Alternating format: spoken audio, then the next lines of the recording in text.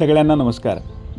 वाचनकट्टा माय मराठी मंडळ, कर्तव्यकट्टा आणि यशवंत बिब्लिओफाईल्स आयोजित आवडत्या पुस्तकाचे अभिवाचन या उपक्रमात आमचे विद्यार्थी त्यांना आवडलेल्या पुस्तकाचे अभिवाचन करत आहेत. या उपक्रमातील पहिले पुस्तक आहे पसायधन. लेखक विश्वाधार देशमुख, प्रकाशक विष्णू जोशी, काव्याग्रह प्रकाशन, वाशिम. पसायधन या पुस्तकाच्या अभिवाचनाचा आजचा हा पुढचा भाग. आपण याचेही स्वागत कराल अशी अपेक्षा आहे. धन्यवाद. नमस्कार. आज 19वा लेख, चिरंजीवी चितळे मास्तर. फेसबुक म्हणजे वैयक्तिक उपलब्धींची ऑनलाईन खातेवही झाले आहे. वाढदिवस, लग्नापासून ते गाडीमाडी घेतली इथपासून ते आपल्या मुलाने कसे पहिले चित्र काढले आणि मुलीने कशी बाबा म्हणून हाक मारली याच्या सगळ्या निर्जीव नोंदी फेसबुकच्या या डायरीत सर्रास केल्या जातात. परिणामी हे माध्यम इतकं सत्वहीन होतंय की काळजात खोलवर भिडणारं असं काही वाचायला मिळण्याची शक्यताच हळूहळू दुरापास्त होत चालली आहे. अशा अवघड काळात एके दिवशी अचानक फेसबुक मेमरीमधून हेरंब कुलकर्णी यांची फेसबुक पोस्ट वाचली आणि दुःख आणि समाधान अशा मिश्र भावना एकाच वेळी मनात दाटून आल्या. दुःख यासाठी की व्यक्तिगत आयुष्याचा परीघ कधीचाच ओलांडून विद्यार्थी हाच केंद्रबिंदू मानून विरक्त वृत्तीने जगलेले KS अय्यर सर गेले, आणि समाधान यासाठी की अशा वृत्तीने जगणारे एखादे प्राध्यापक 2019 सालापर्यंत म्हणजे अगदी आत्तापर्यंत आपल्यामध्ये कार्यरत होते. त्यातही शिक्षक दिनाच्या पार्श्वपटावर हे वाचत असल्याने भावनेचा बांध फुटणे तसे स्वाभाविक होते. प्राध्यापकांचे वाढते वेतन आणि काही निवडक अपवाद वगळता त्यांचे आत्ममग्नतेच्या कडेलोटाकडे घरंगळत जाणारे वर्तन यामुळे प्राध्यापक वर्गाविषयी समाजातली नाराजी वाढत असतानाच्या काळात एक प्राध्यापक आपल्या ध्येयवादाच्या पूर्ततेसाठी आजन्म अविवाहित राहतो. आपली जन्मभूमी केरळ सोडून महाराष्ट्रात येतो आणि एकीकडे आपल्या अध्यापनातून कित्येक पिढ्यांना ज्ञानाची दीक्षा देतो. त्याचवेळी गांधी आणि टागोरांच्या प्रभावातून वयाच्या 83 वर्षापर्यंत अगदी विरक्त व कमालीचे साधे जीवन जगून आपल्या वेतनातून विद्यार्थ्यांचे संसार अक्षरशः उभे करतो. पोस्टवरून नजर फिरत होती आणि त्याचवेळी मनात चितळे मास्तरांच्या आठवणी ओथंबून येत होत्या. तुम्ही म्हणाल, कोण हे चितळे मास्तर? तसं पाहायला गेलं तर चितळे मास्तर म्हणजे पु ल देशपांडे यांची व्यक्ती आणि वल्ली या पुस्तकातील निव्वळ एक व्यक्तिरेखा. परंतु या व्यक्तिरेखेचा अपील इतका मोठा आहे की माझ्यासारख्या अनेकांना चितळे मास्तर म्हणजे पुस्तकाच्या पानातली नुसती एक व्यक्तिरेखा असे कधीच वाटले नाही. आपणा सर्वांनाच हे ठाऊक आहे की गुरु, शिक्षक किंवा मास्तर ही आपल्या समाजातील सर्वोच्च आदराची संस्था मानली जाते. हो, गुगल हा गुरु आणि विकिपीडिया हे विद्यापीठ असे भासवत आर्टिफिशियल इंटेलिजन्सने आपले आयुष्य आक्रमिण्याला सुरुवात केलेली असताना अजून तरी ती आदरार्थी संस्थाच मानली जाते. याबाबत वपू काळे यांनी म्हटले ते कुणालाही पटण्याजोगे आहे. भले आपल्याकडे सप्त चिरंजीवींची संकल्पना प्रचलित असेल, पण या जगात खरा चिरंजीवी एकच, शिक्षक. कारण एकदा का तो विद्यार्थ्यांच्या काळजात खोलवर उतरला की त्याच्या स्मृती मागील पिढीकडून पुढच्या पिढीकडे गुणसूत्रे संक्रमित व्हावीत तशा संक्रमित होत जातात. लौकिक अर्थाने त्यालाही मरण असते, पण पिढीजात स्मृतींच्या रूपाने मात्र तो चिरंजीव राहतो. चितळे मास्तर म्हणजे अशा चिरंजीवित्वाचे चिरकाल टिकून राहिलेले उदाहरण. पोराला एकदा डिग्रीत नेऊन बसवले की ते पोर मॅट्रिक पास किंवा नापास होईपर्यंत आई बाप त्यांच्याविषयी चिंता करत नाही. पोरग चितळे मास्तरांच्या हवाली केलंय म्हणजे ते आता सुखरूप आहे यावर त्यांचा विश्वास असेल. तसे शाळेचे नाव गोपाळ कृष्ण गोखले हायस्कूल, पण चितळे मास्तरांची शाळा हेच तिचे लौकिक नाव. वास्तविक चितळे मास्तर हे काही तिचे संस्थापक नव्हते किंवा शाळेच्या बोर्डावरही ते नव्हते अथवा शाळेचे प्रिन्सिपॉलही नव्हते. तरी ती शाळा त्यांच्याच नावाने ओळखली जायची.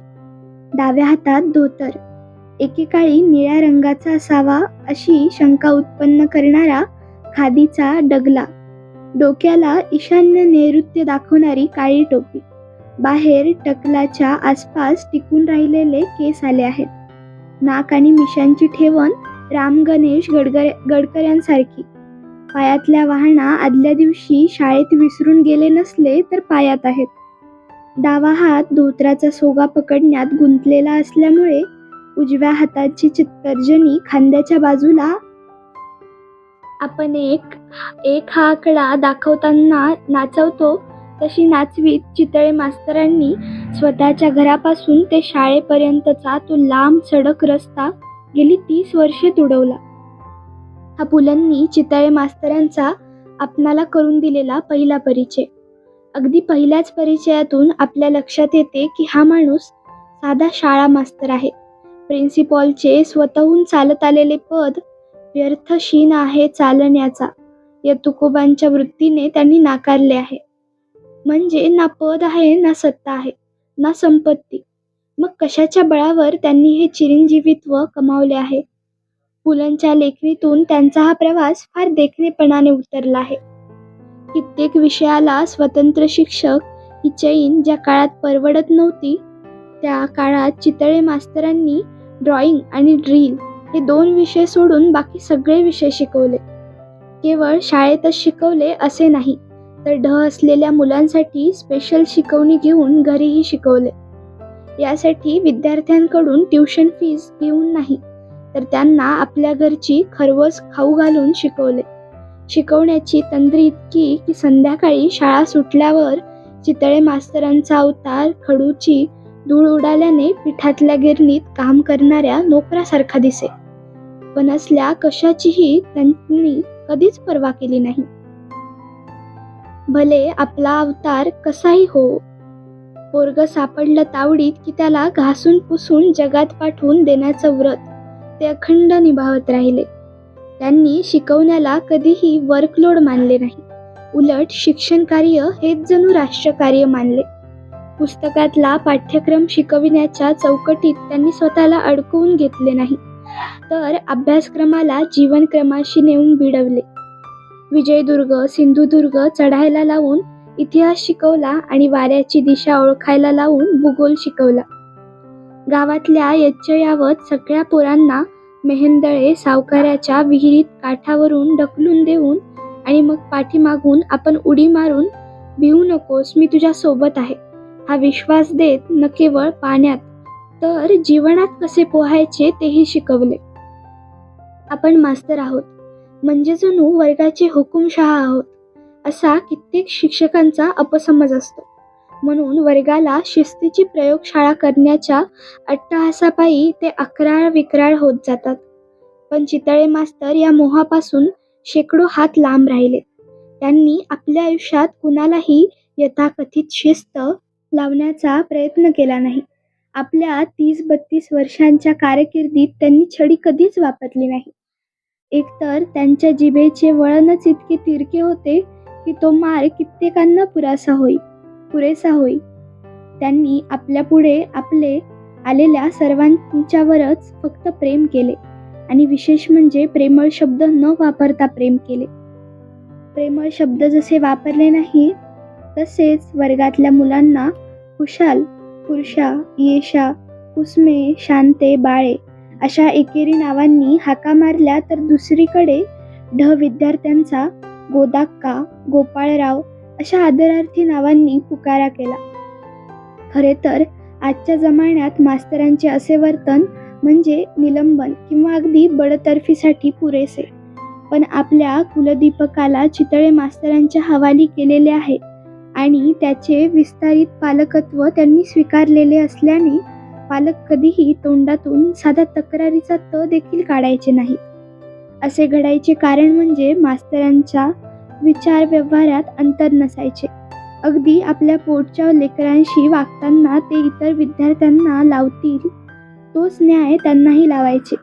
इतर मुलांप्रमाणे वर्गात उठून उभे करायचे, तेही 4 चौघांसारखे कान धरायला लावून.